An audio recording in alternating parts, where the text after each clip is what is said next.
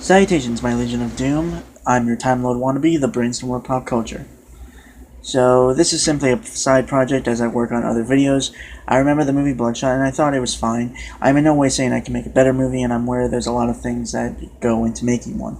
And I'm sure everyone involved making this movie did their best they could. However, I believe that with a better direction and willingness to embrace the more high concepts of Valiant Comics, the movie would have been a great first step for the cinematic universe. As I always say, this is simply a writing exercise for me and entertainment for you. So the overall plot would remain similar to the movie, with some added plot twists and extra things. So basically, a war veteran called Ray is revived from death after his wife and him are murdered. Finding himself augmented by a secret organization called Project Rising Spirit, which will be known as PRS throughout the video, he aims to find him and his wife's killer, all the while trying to uncover a plot that involves him and PRS. The major theme for the movie would be the idea of perception and how it's often skewed or manipulated. So, moving on to characters, so you have Ray / Bloodshot. The lie that he is told is he's a former war veteran who was killed along with his wife, but was revived by an old scientist friend who was creating a form of nanobots that could heal any injury. Now back from the dead and fueled by vengeance, he's looking for the man who killed him and his wife.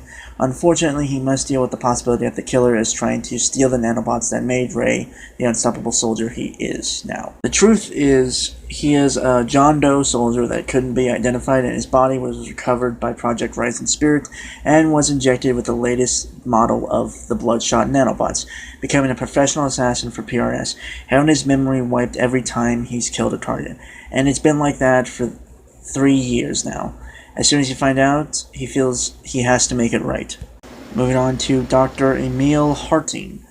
The lie is he's an old friend of Ray and lead researcher of Project Rising Spirit, which is a medical research group with the goal to enhance medical sciences centuries ahead of its time.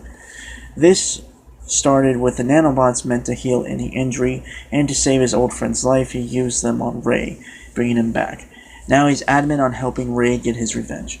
The truth is, he is a cold and calculated, manipulative scientist who stole the body of a John Doe vet and twisted and warped the brain in order to create false narratives and sell the assassin works of Bloodshot to people who pay handsomely for it. Now moving on to the quote-unquote central antagonist for the film, Ninjak. The lie is he's a mysterious assassin that has caused much trouble for PRS, especially trying to steal the data for replicating the nanobots that make Ray what he is now, probably going to sell it to the highest bidder to make an army of super soldiers. And there's the possibility that he was the one who killed Ray and his wife. The truth is, Ninjak is one of the top MI6 freelance operatives and has been on the trail of the super assassin Bloodshot for a year now.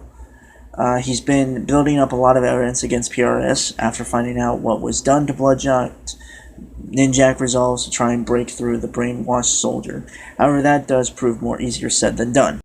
Following up on the theme of perception and how it's often skewed or manipulated, I feel like this theme works well with Bloodshot. The view of Ray, or Bloodshot, has for most of the story would be shifted and changed via the tampering of his mind, via PRS and Dr. Emil Harting. A nice visual cue would be that when there's cool blue or white lights around Bloodshot, that often means his world is being messed with, while reality is more yellow and warm to signify that he's finally seeing the real world and not the one he's been presented with. While the manipulated is often mostly applied to Dr. Emil Harting, who's usually controlling the narrative of Bloodshot in order to have the man be the puppet. And Ninjak is the skewed perception, simply on the fact that he's mostly seen throughout the story as the villain by Bloodshot and therefore the audience, due to the manipulated vision. But, as it turns out, he's actually one of the good guys. So that was my idea on how to do a Bloodshot movie. What'd you think? In brightest day, in blackest night, no evil shall escape my sight. Until next time, my legion.